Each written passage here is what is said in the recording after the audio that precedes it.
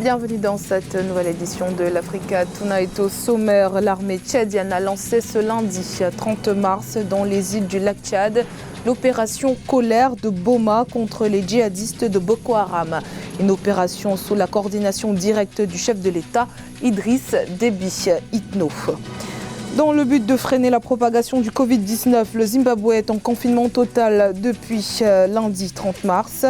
Pendant cette période qui durera 21 jours, seuls les agents de l'État et les agents de santé seront exemptés du confinement. Et puis le ministre délégué à l'industrie pharmaceutique rassure, l'Algérie peut prendre en charge 320 000 malades de coronavirus. D'ici quelques jours, le pays recevra près de 320 000 boîtes de médicaments à base d'hydroxychloroquine dans le cadre du protocole de soins des patients atteints par le coronavirus. Au Tchad, une nouvelle offensive militaire a été lancée contre Boko Haram, dénommée Colère de Boma. L'opération porte le nom de la localité attaquée fin mars par les éléments de Boko Haram et qui avait fait une centaine de morts dans les rangs de l'armée tchadienne. Un sujet de la rédaction. Une nouvelle opération militaire tchadienne contre le groupe terroriste Boko Haram.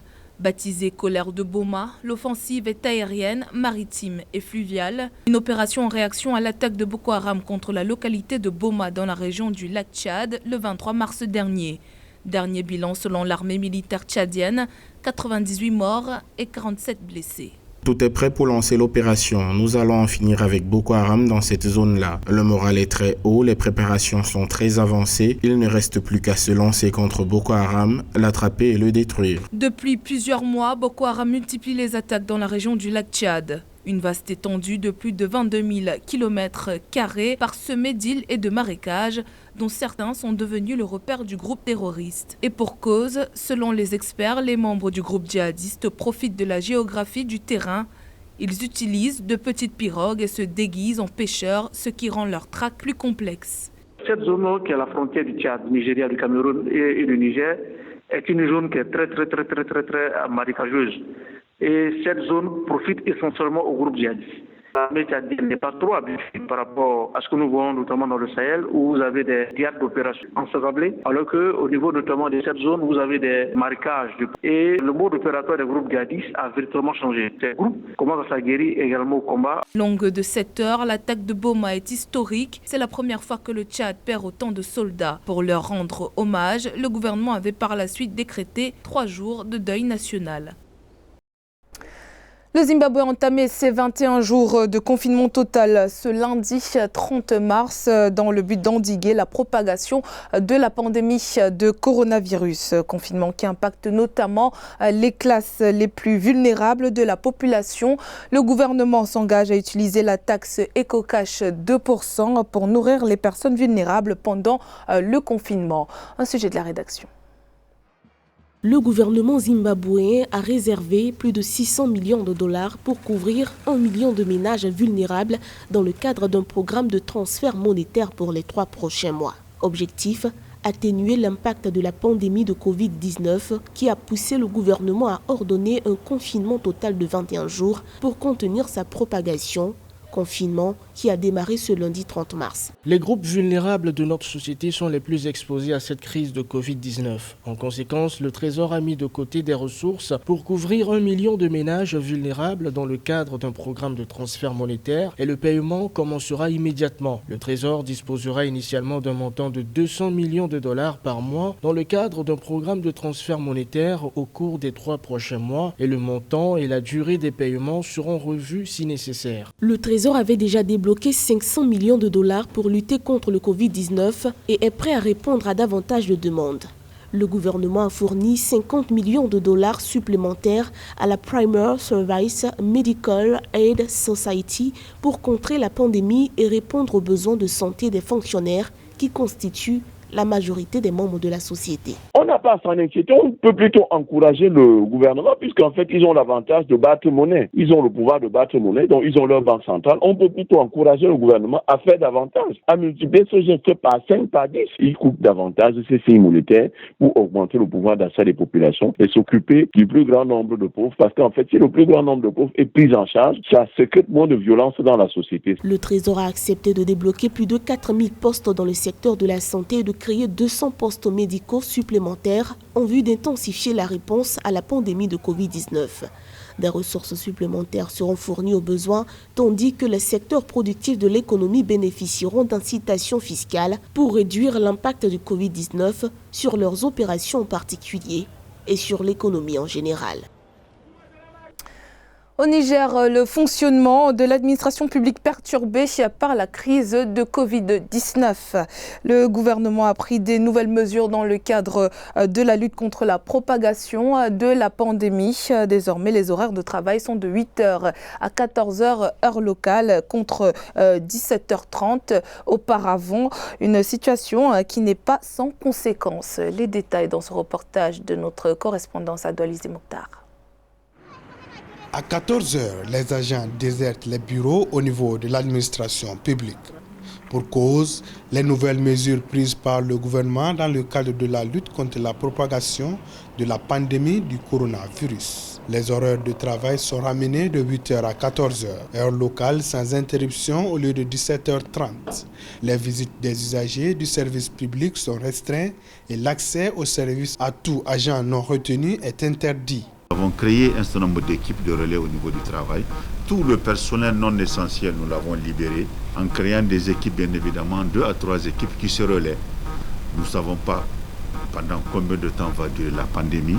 L'essentiel pour nous, c'est d'être assez hardi dans les prises de décisions, assez rigoureux dans l'observance de ces décisions, mais également en observant et en anticipant sur ce qui peut advenir demain. L'administration publique est fortement perturbée face à la crise du Covid-19. Les stages sont suspendus et des agents sont désignés pour assurer la continuité du service public de manière rotative. Je pense que les mesures sont vraiment préventives, donc ça permet aux gens quand même de gérer non seulement leur emploi de temps et puis d'éviter cette pandémie quand même qui a traversé nos frontières. Chaque direction s'organise, donc elle se relève, donc toutes les personnels ou bien toutes les personnes quand même qui travaillent dans les directions se relèvent. Donc je pense que nous sommes déjà habitués à ce genre d'activités. Dans le but de limiter la propagation du coronavirus au Niger, l'état d'urgence sanitaire a été proclamé sur toute l'étendue du territoire national. L'isolation et l'installation à Niamey, seule ville actuellement touchée par le virus, d'un couvre-feu de 19h à 6h pour une période de 2 semaines renouvelable.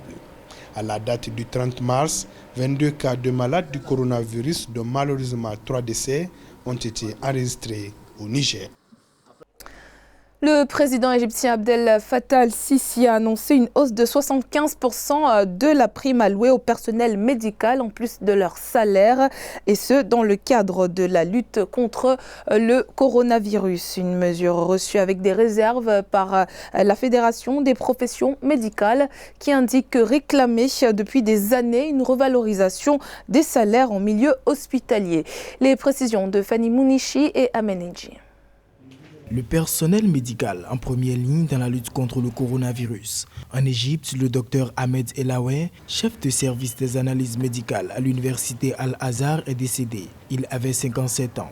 Ce dimanche, le président égyptien Abdel Fattah al-Sisi décidait d'ailleurs d'augmenter de 75% les primes accordées au personnel soignant et notamment aux médecins. Le président Sisi a décidé d'augmenter l'allocation pour les professions médicales de 75% par rapport à la valeur actuelle, y compris les médecins travaillant dans les hôpitaux universitaires pour un coût total d'environ 2,25 milliards de livres et de créer un fonds de risque pour les membres de la profession médicale. Le corps médical craint d'être dépassé par l'épidémie dans le 3e pays le plus peuplé d'Afrique. La Fédération égyptienne des professions médicales a d'ailleurs émis des réserves sur cette nouvelle mesure, estimant qu'elle n'était pas à la hauteur de la crise qui se profile. En Égypte, le salaire des médecins en hôpitaux n'avait pas augmenté depuis un quart de siècle. Le débat ne devrait pas être sur le fait, oui, il faut leur octroyer telle prime ou ne pas. Le débat devrait être quelles sont les conditions dans lesquelles ils travaillent. Est-ce que ces conditions permettent de lutter efficacement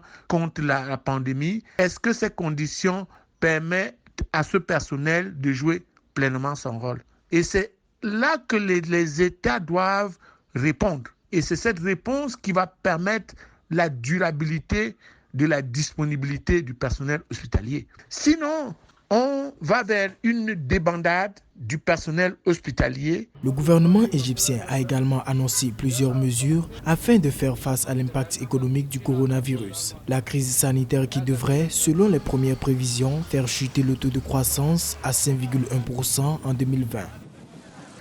En Algérie, le ministre délégué à l'industrie pharmaceutique, le professeur Abderrahmane Ben Bamed, a rassuré la population sur le traitement du coronavirus. Près de 320 000 boîtes de médicaments à base d'hydroxychloroquine seront bientôt disponibles d'ici quelques jours dans le cadre du protocole de soins des patients contaminés. À noter que le pays disposait déjà de 230 000 boîtes au début de la pandémie.